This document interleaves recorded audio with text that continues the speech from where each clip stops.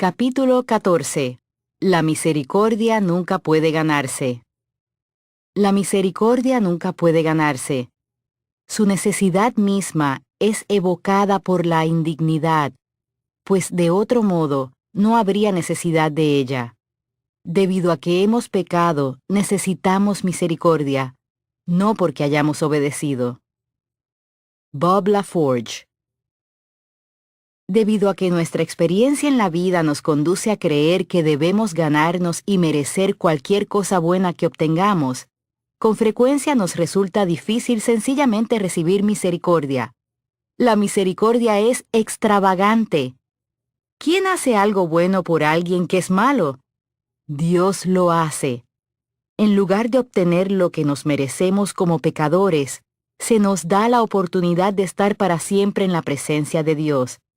Se nos da paz con Dios.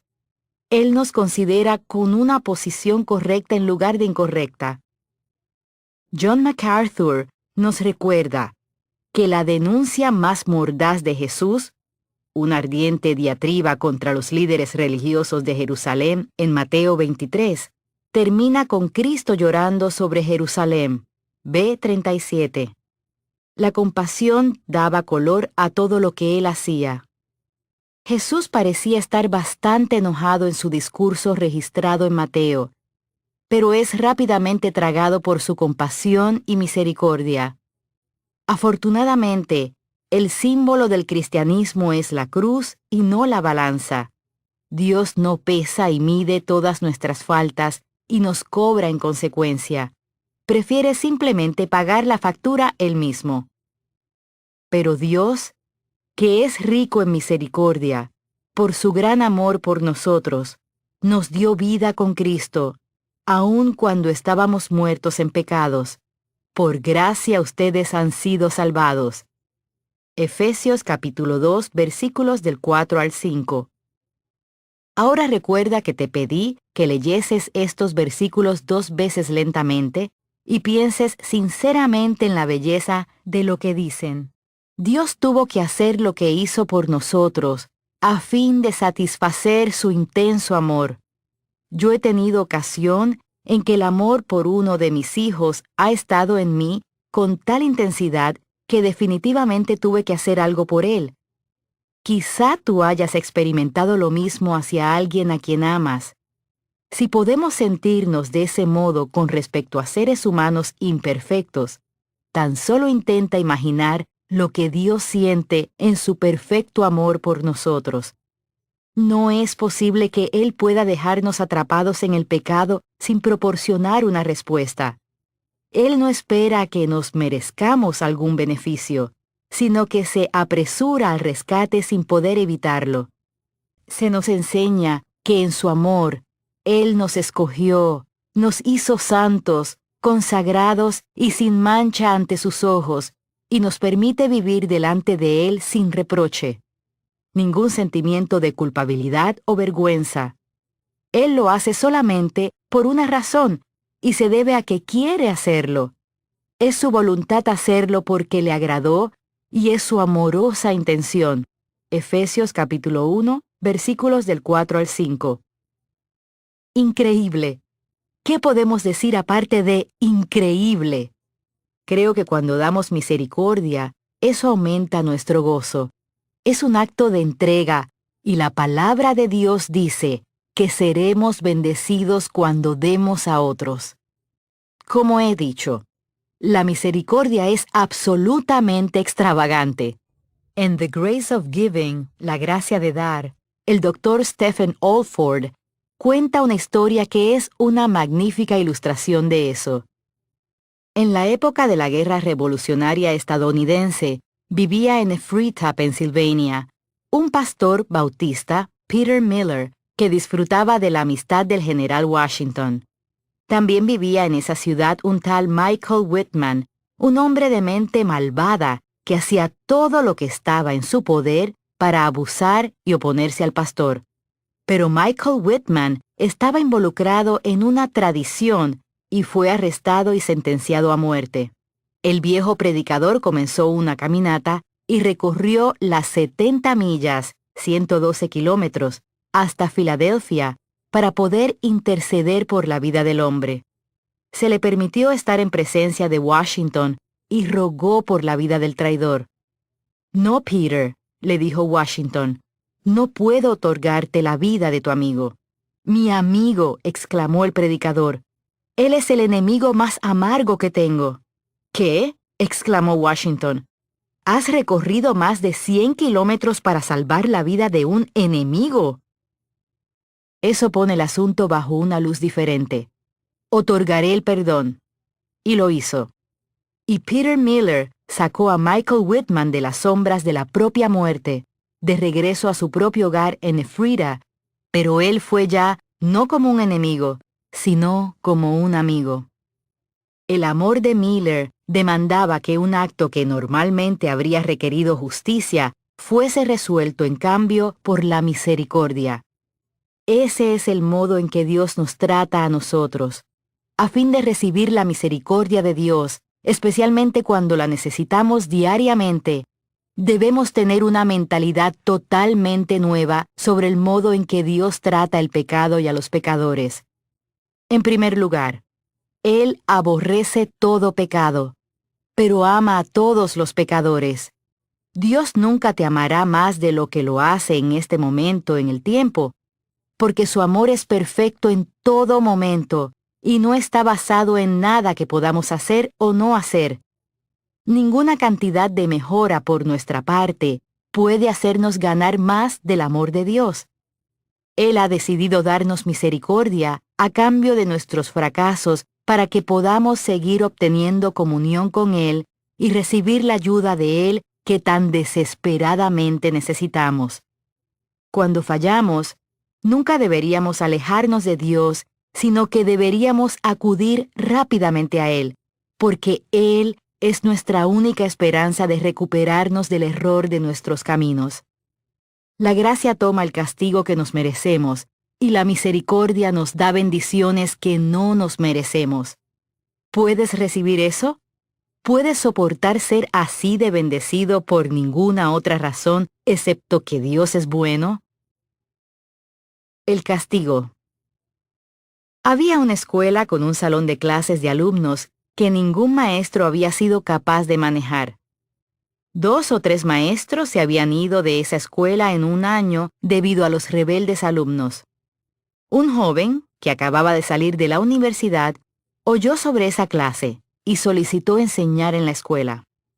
El director le preguntó al joven, ¿usted sabe lo que está pidiendo? Nadie ha sido capaz de manejar a esos alumnos. Usted está pidiendo un terrible castigo. Después de unos momentos de oración en silencio, el joven miró al director y dijo, Señor, con su aprobación, acepto el desafío. Tan solo permítame un período de prueba. A la mañana siguiente, el joven estaba delante de la clase. Le dijo a la clase, Jóvenes, he venido aquí hoy para conducir la clase, pero entiendo que no puedo hacerlo por mí mismo. Debo tener la ayuda de ustedes. Un muchacho grande llamado Big Tom, desde atrás del salón, susurró a sus compañeros. Yo no necesitaré ayuda. Puedo comerme a ese pajarillo yo solo. El joven maestro le dijo a la clase que si querían tener escuela, tendría que haber algunas reglas que seguir, pero también añadió que permitiría a los alumnos crear las reglas y él las escribiría en la pizarra. Los alumnos pensaron que aquello era sin duda diferente. Un joven sugirió, no robar. Otro gritó, estar a tiempo para la clase. Poco después, tenían 10 reglas en la pizarra. Entonces el maestro preguntó a la clase cuál debería ser el castigo por quebrantar esas reglas. Las reglas no son buenas a menos que se hagan cumplir, les dijo.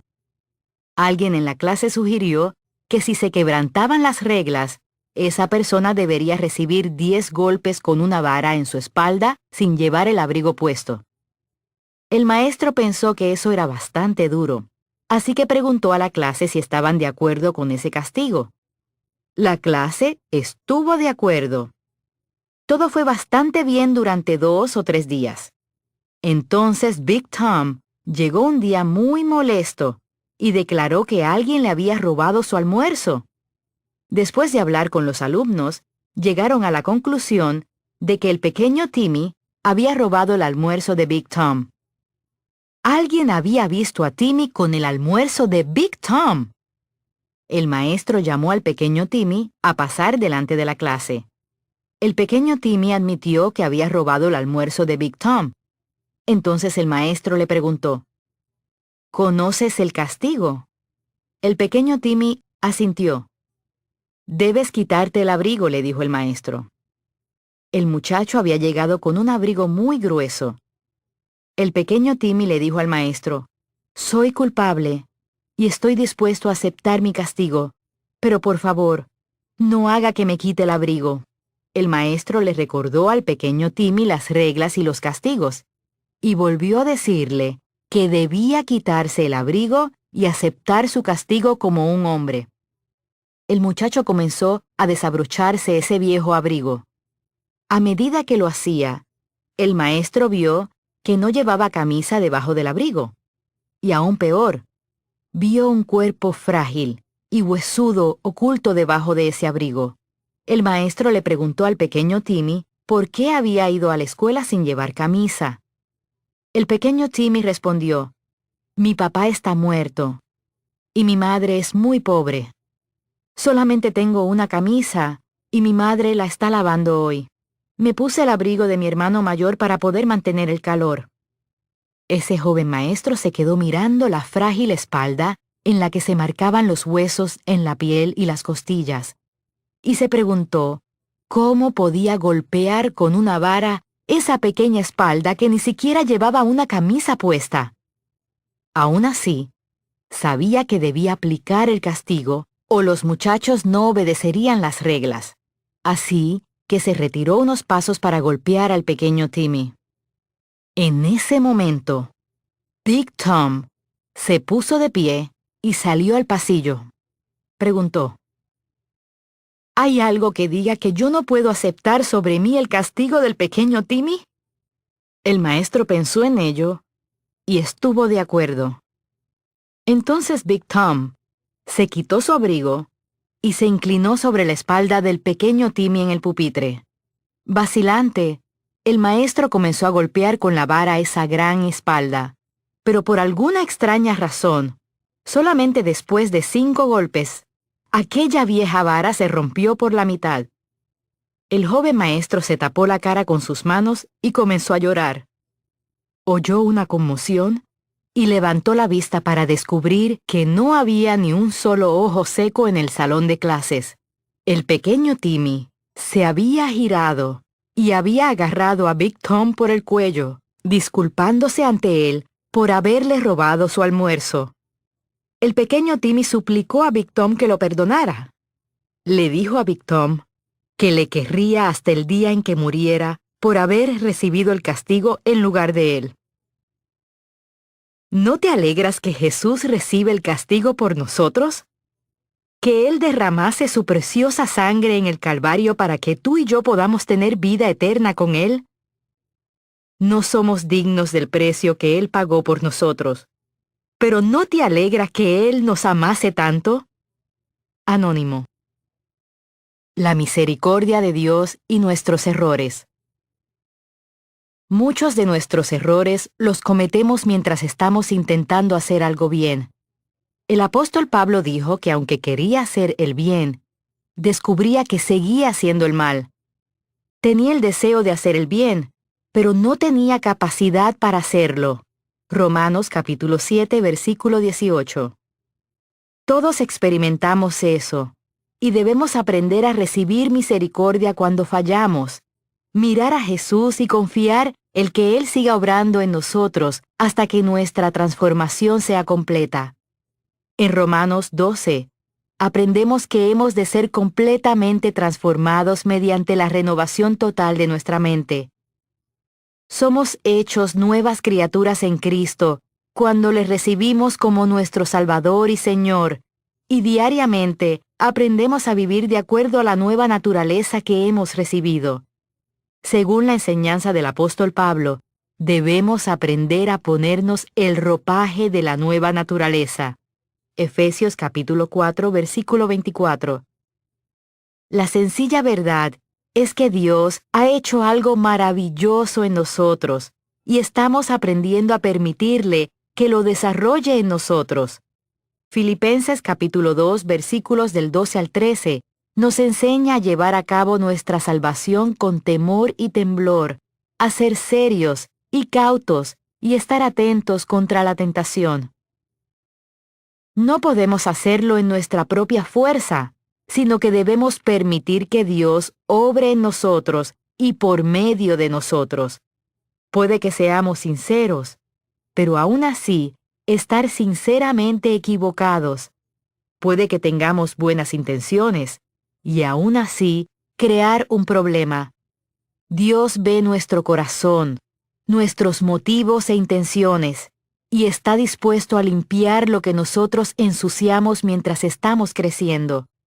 Nunca tenemos que tener temor a que Dios se enoje y tire la toalla con nosotros, porque no lo hará. Brandon, de 6 años, decidió un sábado en la mañana preparar tortitas para sus padres. Encontró un bol grande y una cuchara, acercó una silla a la encimera de la cocina, abrió el armario y sacó la pesada lata de la harina, derramándola sobre el piso. Puso parte de la harina en el bol con sus propias manos, mezcló casi una taza de leche y añadió algo de azúcar, dejando un rastro de harina sobre el piso que ahora tenía algunas huellas que su gato había dejado. Brandon estaba manchado de harina y comenzaba a frustrarse. Quería que aquello fuese algo muy bueno para mamá y papá, pero se estaba volviendo muy malo. No sabía qué hacer a continuación, si ponerlo todo en el horno o en la cocina, y no sabía cómo funcionaba la cocina. De repente vio a su gato que lamía el bol de la mezcla y se acercó para apartarlo, tirando el cartón de huevos al piso. Frenéticamente intentó limpiar aquella confusión monumental y resbaló sobre los huevos ensuciándose el pijama. Y justamente entonces vio a papá en la puerta. Grandes lágrimas de cocodrilo se formaron en los ojos de Brandon. Lo único que él quería hacer era algo bueno, pero creó una terrible confusión. Estaba seguro de que llegaría una regañina y quizá disciplina, pero su padre solamente le observó. Entonces, caminando sobre toda la suciedad, levantó a su hijo que lloraba, le abrazó y le mostró su amor, haciendo que su propio pijama se ensuciara en el proceso. Así es como Dios trata con nosotros. Intentamos hacer algo bueno en la vida, pero se convierte en una confusión. Nuestro matrimonio se vuelve pegajoso, insultamos a un amigo, no podemos soportar nuestro trabajo o nuestra salud empeora. A veces solamente nos quedamos llorando porque no podemos pensar que en qué otra cosa hacer. Es entonces cuando Dios nos levanta, nos ama y nos perdona, aunque parte de nuestra suciedad le manche a Él. Pero solamente porque podríamos estropearlo, no debemos dejar de intentar hacer tortitas para Dios o para otros. Tarde o temprano lo haremos correctamente, y entonces nos alegrará haberlo intentado. La misericordia de Dios nos hace libres para seguir intentándolo, aunque con frecuencia causemos confusiones. Recuerdo algunas de las confusiones que mis hijas creaban cuando intentaban aprender a hornear o a limpiar o a ponerse maquillaje. Recuerdo que nuestros hijos hacían lo mismo, solo que con cosas de hombres. Parecía que siempre querían tomar prestadas las herramientas de Dave y no las ponían en su lugar, o tomaban prestado el auto y lo devolvían con el tanque de la gasolina vacío. Eran corregidos, pero recibían amor y misericordia una y otra vez, hasta que conseguían hacerlo bien. Por favor, no tengas un temor de Dios equivocado. Recibe su misericordia y permite que te ame incondicionalmente. Cuanto más lo hagas, más profundamente te enamorarás de Él, y lo siguiente que sabrás es que le obedecerás cada vez más y con menos esfuerzo que antes. Lo harás bien si sencillamente no abandonas. ¿Cuándo lo haremos bien? Yo me burlo en broma de Dave, porque a pesar de lo bueno que sea su puntuación en el golf después de una vuelta, él nunca está plenamente satisfecho con su juego. Siempre hay algo que siente que podría y debería haber hecho mejor. Somos así con la vida algunas veces. ¿Por qué no podemos hacerlo bien? Sin duda, no se debe a que no queramos. Antes de que yo tuviera una relación seria con Dios, no me importaba tanto cómo me comportaba, pero cuanto más aprendí a amarle, más quería hacer lo correcto todo el tiempo. Sin embargo, parecía que cometía más errores que nunca. Estoy segura de que los cometía todo el tiempo, pero entonces comencé a notarlos, y eso no me gustaba. Incluso si mejoraba en una o dos áreas, siempre había otra a punto de ser revelada que yo no había visto antes. Las personas me expresan esa misma frustración todo el tiempo. ¿Cómo podemos querer apasionadamente hacer el bien y aún así hacer el mal? Aquí está una escritura a considerar. Dios ha sujetado a todos a la desobediencia con el fin de tener misericordia de todos. Romanos capítulo 11, versículo 32. Vaya, eso parece bastante injusto. A pesar de lo duro que lo intentemos, siempre vamos a tener algunas imperfecciones. ¿Por qué? Para que Dios pueda mostrar su increíble misericordia en nuestras vidas. Experimentar la misericordia de Dios nos acerca más a Él. Dios se asegura de que siempre le necesitemos. Él deja debilidades incluso en el más escogido de sus santos para recordarnos que seguimos teniendo necesidad de Él. Creo que debemos dejar de contar nuestros errores. No sigas apuntando tus fallos. ¿Por qué estamos tan obsesionados con cuánto bien hacemos y cuánto mal hacemos? Si Dios no está contando, ¿por qué lo hacemos nosotros? La puntuación no importa de todos modos, porque si hacemos algo correctamente, Dios es quien obtiene la gloria, y si hacemos algo incorrecto, solo Dios puede arreglarlo, de modo que si hacemos bien o hacemos mal, estamos en Cristo y le pertenecemos. Sencillamente debemos amarle tanto como podamos, hacer lo mejor que podamos y confiar en que Él se ocupa de todas las cosas. Sé feliz en el amor y la aceptación de Dios. Disfruta de su misericordia y perdón. Crece en su gracia y deleítate en su favor. Al apóstol Pablo le fueron dadas 2/3 partes de lo que leemos en el Nuevo Testamento mediante revelación directa de Dios. Y aún así, él tenía debilidades que Dios no quiso eliminar, sino en cambio le dijo que su gracia le bastaba.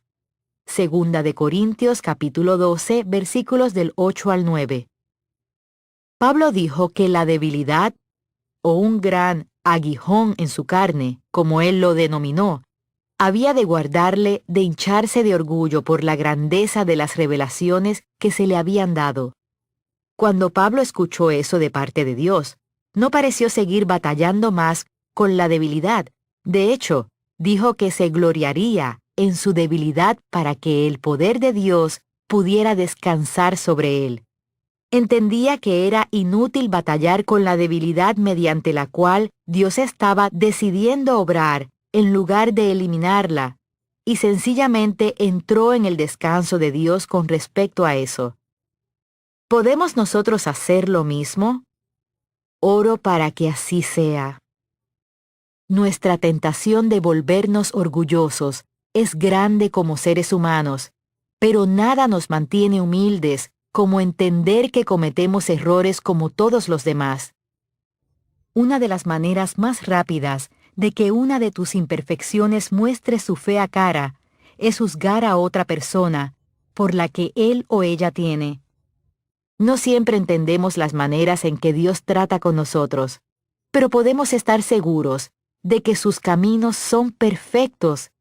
Cuando queremos sinceramente ser fuertes y descubrimos que somos débiles, podemos confiar en que la gracia y la misericordia de Dios son suficientes para nosotros.